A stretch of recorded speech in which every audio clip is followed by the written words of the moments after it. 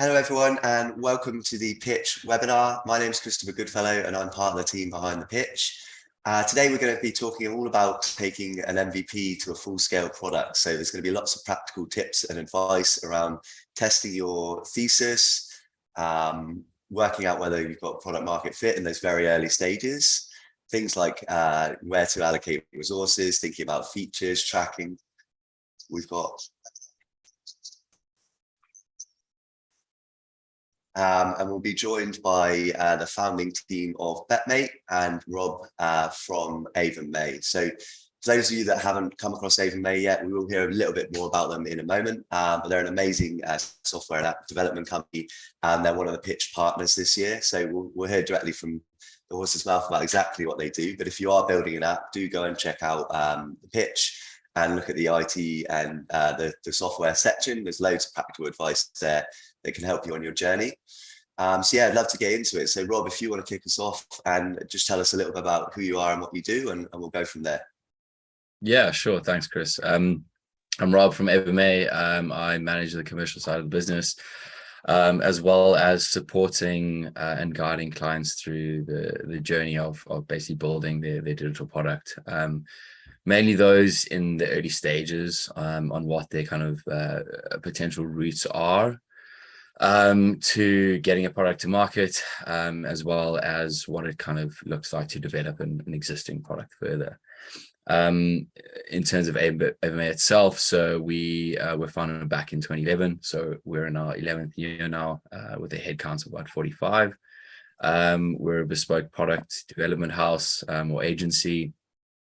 We build solutions mainly for startups, scale-ups, SMEs, crossing multiple verticals, so from agri-tech to psychometric testing platforms, sports betting, crypto, dating apps, API aggregators, you name it really. Our client base is quite diverse. So, you know, I think this not only allows us to kind of bring inspiration and innovation from various industries into new projects, but it also keeps things exciting and our team of engineers engaged at the end of the day. In terms of our approach and the clients we take on, we really like to believe in the project that we take on, and especially the people behind that project. You know, with us, obviously the clients, you know, the tech is normally the core part of our clients' offering. So the goal is to, you know, build really strong relationships and partner with our clients for the long term. We're also fully UK based with our London office in Bethnal Green, and everything we design, build, test, etc., all done in-house. We don't outsource anything. Yeah, I think that's about it from our side. Lovely, thanks, Rob. And Ryan or Declan, do you want to tell us a little bit about BetMate? Hi, I'm Declan, one of the founders of BetMate. Ryan's the other one. BetMate is a social gaming app where football fans can play fantasy football daily against either their own friends or the wider BetMate community. For example, if you were to log onto the app now, you'd see a pot for this weekend, Liverpool versus Manchester City. If you enter this competition, you'll have to pick a seven-a-side football team and compete to win a share of £1,000. As the match is in play, your points will go up and down in real time. We score points for not only goals and assists, but we also value the defensive side of the game as well. So we give points for tackles, clean sheets, interceptions, stuff like that. We've been live on the App Store for about 14 months, last August. And since then, we've seen strong 30% month-on-month growth since February. In the future, we plan to expand past just doing fantasy football. We want to go into different sport types and also offer different game modes ourselves.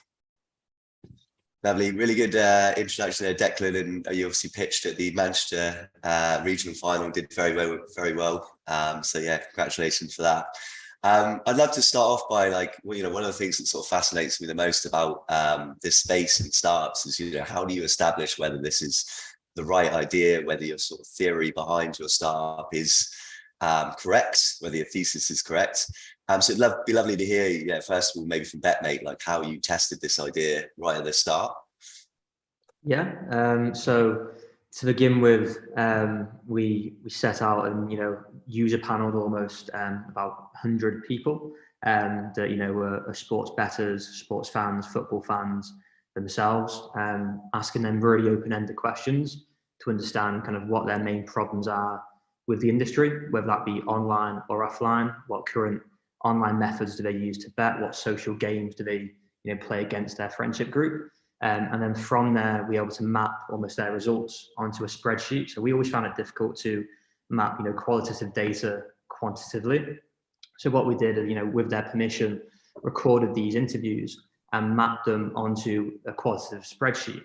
And from there, we could map their reactions and emotions that they kind of gave to us. So, they were frustrated at this part of the journey. They were, enjoying this part of the game with their friends. Able to map that onto a system. And, by the end of it, we had this roadmap of, the product that we were set out to build. And it was very different to what we originally scoped out and what mine and Declan's original assumptions were. So doing that exercise was really, really valuable before we even, written a line of code. And we can go into kind of a more of an MVP version later in how we tested that. But that was how we really tested our early assumptions with BetMate. Can you give us a sense of the scale of that process? Like, how many people did you talk to? So overall, it was about 100 people. So a lot of conversations with a lot of different people. To begin with, they were close friends, and there's a famous YouTube video called the Mom Test. You probably shouldn't ask your very close friends what they think of your idea. So it was important for us that from them, asking them the right questions, but then from there, ask their friends of friends of friends, and before you know it, you've got a really deep, wide range of audience that you can tap into. For us as well, we were really keen on utilizing influencers. I know that's a bit of a buzzword right now, but for us, we wanted to actually talk to influencers online and why they promote certain products compared to other ones. And for us, we were really focused on this, sports betting focus. And that meant we could chat to them about why they promote certain products compared to others. So not just for us, we were able to gain insight on what an end customer would like in terms of an offering that we would propose to them. And then after that, potential route to markets and, how we best approach them as well. Nice. Yeah, I thoroughly recommend the Mum Test to anyone that's in that stage or any stage of a startup, really, and is talking to customers. It's a really quick read. And what I love about your answer as well is just like hearing that, you weren't wedded to a particular solution. Like, I think you can, focus is important, but you get wedded to a solution from the outset, and that can lead you down sometimes a path that's wrong. It'd be lovely to hear from your experience, Rob, particularly when you're thinking about like the more early stage projects you've sort of supported, like what you recommend around that, and like what you'd like to see from that kind of activity. Yeah, sure. I mean, I suppose it really depends, what you're trying to kind of solve in initial stages and what you're trying to validate. I think there's so many different kind of types of ways to, prove your concept or build a kind of a very basic MVP and put it out there. A landing page with a type form could even be an MVP. I've seen a number of beautifully designed spreadsheets act as MVPs or proof of concepts. I don't think spreadsheet and beautiful should really be put in one sentence, but I think you get what I'm saying. And actually, funnily enough, not too long ago, we had, I had someone come to me with, a guy came to me with an idea, or actually he had built a mini peer-to-peer football betting MVP in a Google Sheet. He had put together some dashboards. He had put some crazy formulas together, which I think even our engineers would be pretty impressed with. And he actually then rolled this out to about 30, 40 users. From there, he was able to actually prove, the initial concept and that people, wanted a type of product like the one that he had built. And, from there, he was able to prove his initial kind of value proposition, even in a very, very simple form. So yeah, I think from there, you can gain some super valuable insight from a very, small initial close user base, which then kind of forms the basis of your product roadmap going forward. And, just in his kind of instance, he was then ready to move on to that next phase of development or the next kind of phase in his product. Obviously, MVPs can come in all kind of different shapes and sizes. But yeah, I mean, what we kind of typically look for, in its simplest form at AVAMAE is have you validated your idea in some sense? You know, do you have domain expertise? Ideally, you're not naive to the fact that, you know, starting a tech company is hard. And obviously, you know, these things cost money. So ideally, you've got some secured funding, and, you know, we're a good fit for you. In terms of kind of from the, you know, further on in the journey, I suppose, you know, you've got an MVP. You've reached some sort of product market fit, so you have some traction. You know, hopefully bring in some recurring revenue, and now you kind of need to build out that offering further. You know, is that making the current product more scalable? Is it building additional products to complement the core offering? Like say a native app, it really depends. And what we find is that, you know, those clients who have been through that initial stage, is they're the ones who really understand, and they're the ones who are kind of ready to take to the next level. You know, they know what it takes, like what it takes to get something off the ground. They're often a lot more committed, and are super passionate about, you know, the kind of possibilities of what their business can scale to. So yeah. Yeah, I've even had the phrase Wizard of Oz MVP for that kind of spreadsheet with a nice landing page. But yeah, Ryan or Declan, tell us about what your first MVP involved, because, you know, what you've built now is obviously really, really complex, and you're working in a space that's regulated as well. So there's a lot there. But what was the very first iteration like? Yeah, so as we are, as you touched on there, regulated by the UK Gambling Commission, launching a full product in this space is quite intensive. You know, it involves account checks, so verifying someone as 18 or over. Obviously, you have deposit functions, withdrawal functions, call off, self exclusions, all the rest of it. However, we built up an early access waiting list, again, leveraging those people that we spoke to early on, the influencers that we spoke about, and leveraging their communities. And we built up an early access waiting list of around 400, 500 users through that marketing. And yet, this early access, it wasn't the full scale product at all. It was simply for the Euros. You know, you could play BetMate, you could play the fantasy football game, not for real money, for almost fake BetMate currency. There was, you know, no age restrictions because there was no gambling involved. And that was just literally to test for game mechanics. So we launched this phase by phase. So when the Euros started, we rolled it out to the first 50 people that signed up for early access. We rolled it out to them, gathered their feedback, you know, phone them up, going through some questions about the solution, what they enjoyed, what they didn't like, any bits they found frustrating. And then also we were able to collate a type form for each of those users as well. And then we were able to roll it out phase by phase. And by the end of it, when we were at the knockout stages, we rolled it out to everyone on the waiting list. But because we did it in phases, it allowed us to really iterate, you know, week on week, and changing the product and iterating as we moved on. And then that meant that, you know, we were better prepared when we did launch the full scale version for the Premier League season. Yeah, and even now we're, you know, the next game type that we're working on, we've kind of gone back to basics, and we're doing a very similar thing to what Rob mentioned before. We're testing our next game type out with a Google form and a couple of friends before we start to write any code for it. Yeah, Nick, just give us for context, like how big were those tranches of users? I think you said 50 per time, is that right? Yeah, 50 per time. So yeah, so we had about 400, 500 people signed up to this waiting list, and then straight away, and it also generated a bit of excitement. You know, you've been invited, you've been chosen to play BetMate for this game, and that allowed people to go on the app straight away using TestFlight or an SDK on Android, and then, you know, really play it. And they were really excited and were able to give us actionable feedback off the back of it. And then from that feedback, hopefully we could make those changes, you know, through to the next cohort and so on and so forth.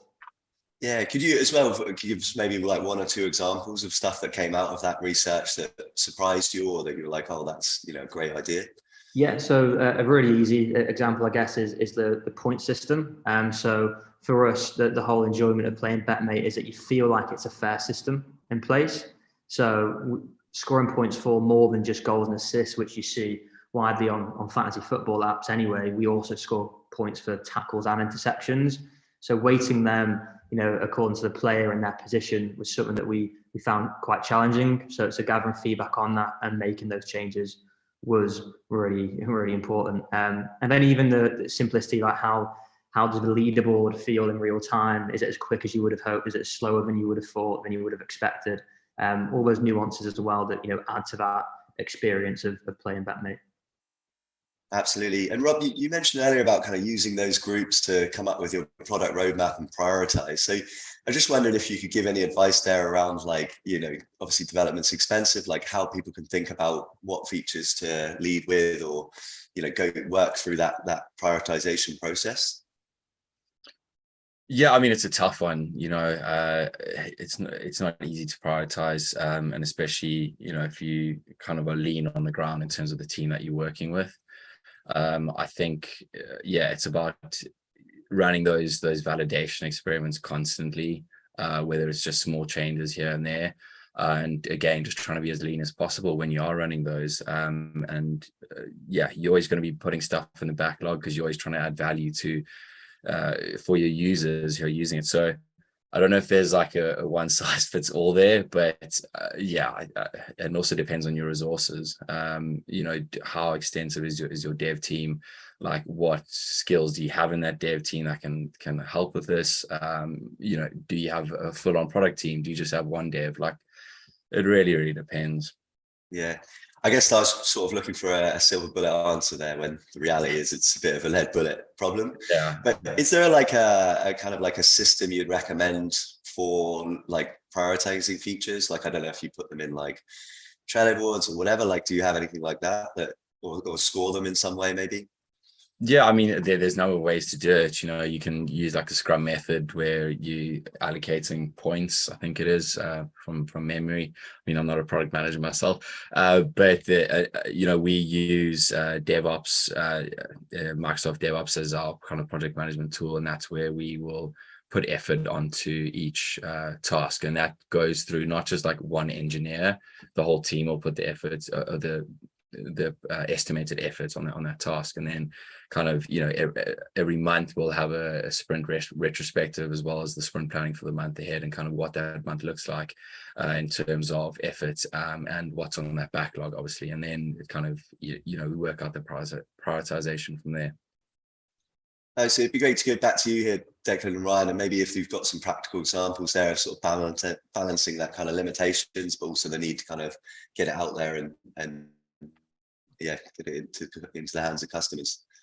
Yeah, I mean, what we do is kind of constantly reevaluate and hyper prioritize things based on an ever moving demand for what the customers want, or what we as a business need to add in. So, you know, even going back to the MVP that we've done, there's an argument that the full product could have been done sooner without the MVP, but then the full product that we did release, albeit a little bit late, was much better for the whole process of MVP. I mean, even getting the full product out to the stores, the version that we put out for V1 was not something that we were entirely proud of. You know, there was definitely things in there that we were a little bit shoddy, and we're perfectionists, me and Ryan as well. So we want everything to be perfect, but it's that balance of, you know, get it out there, get a quick feedback loop from the user, iterate based on, you know, data and metrics that you've got, and try and be data-led with your decision making. That's a constant battle. I'm just trying to think. Yeah, there's a famous quote, isn't there, from Reid Hoffman about if you're not embarrassed by your first release, then you've probably released it too late, something along those lines. Probably not word for word, but yeah. You know, even to this day, there's some stuff in the app that we're not 100% happy with, but we've released a version of it because it's better to have something out and have people using it and giving you feedback versus nothing. You know, some examples there. I mean, Ryan's probably got a few, I've got a few. Even to this day, we do a lot of manual stuff. We try and like live by the phrase, do things that don't scale. Good blog post from Paul Graham, if anyone's ever read that one. But you know, targeted notifications is one that Ryan does a fair bit, which I'll let him talk about. Yeah, you want me to step in, or? Yeah, go on. You start with that one. So like, so for us, again, I guess it leads to what we said earlier about having the right channels in place to grow your customer base. So those influencers that we spoke about before, we found that particular strand of influencer that works really well for BetMate and their YouTube fan channels. And they host every single week a BetMate game for their audience. So if you're a Man United fan, you might listen to Stretford Paddock, who we work quite closely with. And we send out push notifications to most of our customers about a potential pot that might be coming up. Normally the click-through rate, it can be about 3-4%. We wanted to target those that come from this particular channel with a custom notification about the YouTubers that were in the pot, and that led to like a 25% click-through rate compared to the 3 or 4% that we saw before. And to get that data, we actually have a promo code that a customer can enter when signing up, and that's how we know that they're from that particular channel. And right now, it's us literally every single weekend going on the database and finding all of those users that have entered in this promo code and uploading that to OneSignal, but then we can then target those customers with. Now we know that that's our assumption was correct in that example. We can now look to automate that and actually build in that automation into OneSignal. But to begin with, we can test it really easily manually ourselves. Yeah, and there's probably a list as long as my arm of stuff like that we do that does form the basis of our onboarding, automation, retention, roadmap for tech. But before we actually go ahead and build any code for anything, we always try and manually see if there's something there before putting the time and resource into it. There's probably too much that we still do manually now. It's just, again, hyper prioritization, trying to figure out, right, this is the thing that takes us too much time to build manually, so we're going to put the dev resource into the automation side of it. Even when we launched, we had a really bad data feed. So now we're powered by Opta, thank God. But at the start of BetMate, for the first couple of months, we had a data feed that was cheap, it was slow, and we had all the problems that come with cheap and slow. Not to mention anytime we were shifting from Premier League football to international football, myself, Ryan, a couple of the other team members had to kind of sit there and manually go through an Excel spreadsheet of, yep, Harry Kane's playing for England now, this person's playing for Liverpool now. Transfer windows, transfer deadline days meant to be fun. It wasn't fun for us because we were manually doing all that kind of stuff. And it was worth it though, is probably the key takeaway. It was worth doing those things manually for the sake of understanding that, yeah, this is something worth putting time and effort into. And then now we don't do that anymore. That's all automated, thank God. Yeah, loads of stuff like that. Yeah, ultimately allow us to test, in that example, test really BetMate as a hypothesis. So it is worth spending a lot of time, a lot of money on a data provider as good as and expensive as Opta. And that consequently led to us, raising a further round of funding off the back of having that evidence, which allowed us to then go and, pay for a much better data feed to add to that experience. Rob, is there anything you'd want to add to that in terms of sort of that philosophy and way of thinking?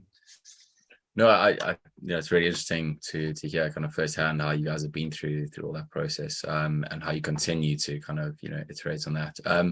I think it's just balancing the effort and the potential reward, even though you might not know what that looks like further down the line. But and how much kind of feedback or insight can you get from that effort that you're putting in to then come up with a clear kind of map forward or clear idea of what you're doing going forward. But yeah, some good insights there. Thanks, guys. Yeah, and I think there was one other that you mentioned when we were chatting in Manchester about kind of the marketing side and how you treaded the pavement and did that bit. But yeah, I'd love to hear that story, and I think it'd be really useful for the listeners. Yeah. So again, we had another hypothesis that targeting sports bars, hopefully around the nation, with a free bet voucher for a particular game would result in new active BetMate customers. So to test this assumption, we gathered all of the BetMate troops, so Deck, myself, a few of the other guys from the team, and we had these business cards that we printed out kind of free bet tokens onto. And half of us went down to student bars, half of us went down to more affluent sports bars. And for the whole day, we were trying to advertise this free bet for the Liverpool versus Spurs game, to hopefully generate sign-ups and generate people actually entering and playing BetMate fundamentally. We regrouped towards the end, and we were able to test whether that was a success or not. And towards the end of it, we realized that, the student bars outperformed the more affluent sports bars, which again wasn't exactly our trail of thought to begin with. So we were able to prove that. And then from that, we can test that a lot more times with different student bars to test that again and again and again. If it continues to provide, successful results, it means that then we have confidence in, scaling that out throughout the nation. So that might look like partnering with student unions, having student ambassadors on board on BetMate that can help us promote the application. But from that, again, it's just testing, whether that's tech, whether that's marketing, anything we can do before scaling it, to make sure that's worth the investment going forward. It's like almost, doing like many MVPs along the way. Exactly. Yeah. And actually, this is why this T-shirt was bought. So we could actually look like a brand, around different sports bars and. Awesome. Love it. For those of you that are interested in reading that blog, I've popped the link to the post that Paul Graham wrote about doing things that don't scale. And Paul Graham's blog does look like it's from sort of 2002, but like there's some absolute gems on there, so I thoroughly recommend that. And then we've also got a question from the audience, so asking about sort of showing MVPs to investors and kind of what that's like and how they might see that versus. Okay, so I'd love to hear, both your perspective, Rob, on when you've seen kind of people raising, but then also, what it felt like to be on the other side of the table, Ryan or Declan, and kind of, when you're sort of showing something that's got some amazing results, but maybe isn't as flash and as clever as you want it to be. So, do you want to start, Ryan and Declan? Yeah, I think I know why Ryan's laughing here. We actually had, for the Euros, a lot of prospective investors using the app while it was in MVP, because we wanted to show them what we were building, and we were really proud of it. And it broke a couple of times, which was less than ideal. But they managed to see past that, see us fix it, play again for the next European game. And the one thing I would say is it's a lot easier to show someone what you've built and actually get a feel for it versus a bunch of static images and a couple of hypotheses. I'd say if you can knock together an MVP, it doesn't have to be all singing, all dancing. If you can knock something together, then it's well worth it. I'm actually thinking back to when we had the gambling license. I think myself and Ryan had to jump on a call with the UKGC and show off BetMate because as Ryan mentioned earlier, we wrote the application in such a kind of vague way because we weren't sure what the actual game type was going to be. They had to jump on a call with us and we had to demo what BetMate was so that they could fully understand it. And again, it broke there while we were demoing it, but that was fine. We fixed it on the fly and continued through. So yeah, I'd say, getting people on the app and getting them to have a look at it, whether it's investors or anyone, is always going to be better than just kind of a cold pitch deck. Yeah, I mean, completely agree with that. I think, it all depends where you are on your journey. We have helped, startups in the ideation stage. You have done some initial validation and they've moved on to, a clickable prototype, which is obviously quite a common kind of initial MVP that you can do, which can, show that user journey in a visual way. And then they've also got, the breakdown of what that looks like from a kind of like architectural build. And those paired together can be quite powerful. But I think, like you guys obviously had an app that you had built and I think that's great. And obviously, depending on where you are again, I think investors would look past the kind of, if your app was breaking down or if you have bugs or whatever it may be, they're looking to see essentially if you're delivering on the value proposition, that you're trying to deliver on. And, are you addressing your primary users' pain points as a very, initial kind of MVP piece. So I think, tech is always something that you can build on, and, with the right investment, you can kind of build anything on the tech side. So I think it really, again, depends on kind of where you're at in your startup journey and what you built. Brilliant. Well, look, thanks for joining us today, Ryan and Declan and Rob. I really appreciate you getting involved. Obviously, AVAMAE are a partner of the pitch this year, so if you do want to work with them, reach out to Rob on LinkedIn or give us a shout. We'll be happy to connect you. You can also find lots more content and advice about building software and apps on our site, so check that out. And if I could do two final plugs, we do have another webinar next week talking about scaling a startup team. And then the pitch final. So the in-person event sold out now, but if you did want to stream it online, you can join us on the 27th of October. So look out for that. Thanks again for everyone joining us, and hopefully that was really useful for you at home. Cool. Thanks, guys. Cheers. Thank you.